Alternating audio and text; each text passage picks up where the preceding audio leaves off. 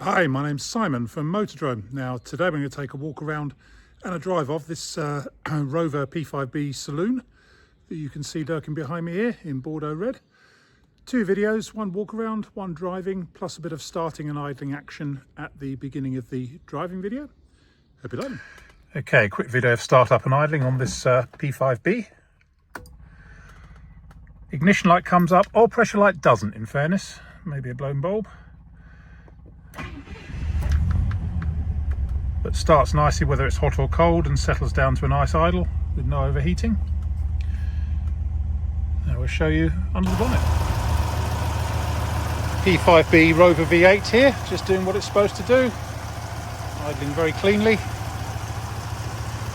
No funny noises, no funny smells.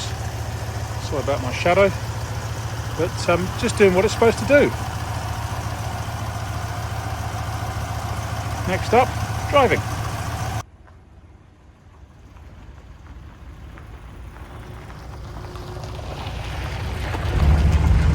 Okay, here we are out in this P5b.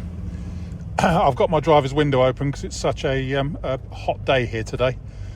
So you may get a bit of wind noise, but conversely we are stuck behind a tractor, so apologies for that.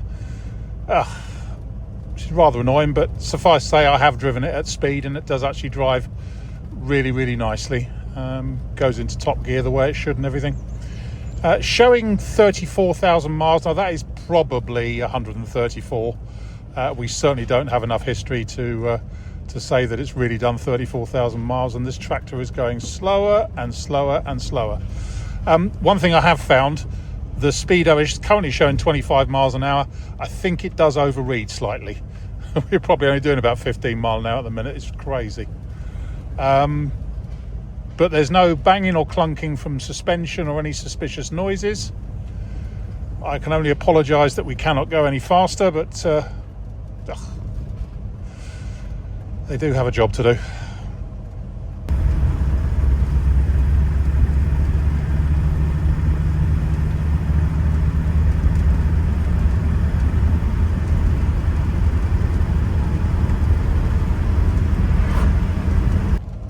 And there's absolutely no way I can get past them. But even at these speeds, it's quite a really pleasant place to be. P5s are lovely to drive.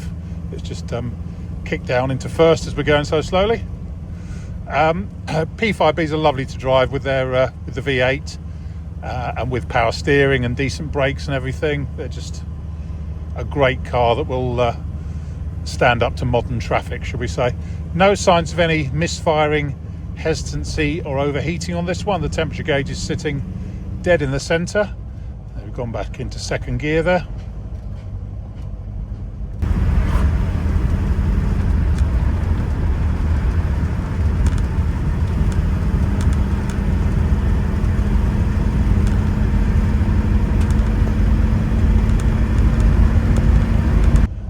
As I say, unfortunately I cannot, he's too wide for me to get past.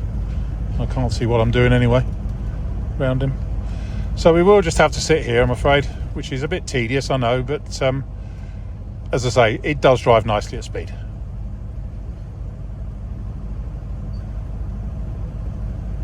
If there were any bangs or clunks, you'd be able to hear them anyway, over even going at this sort of speed.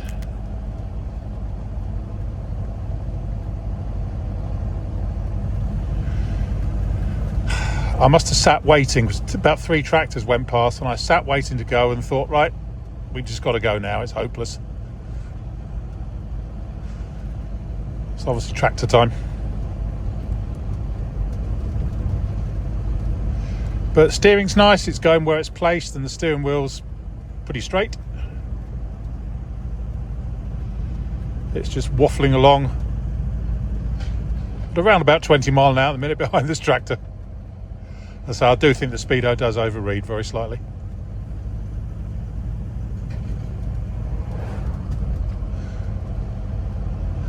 So when we were out in it yesterday testing it properly, it was showing a bit higher than we thought we were going, a bit faster than we thought we were going.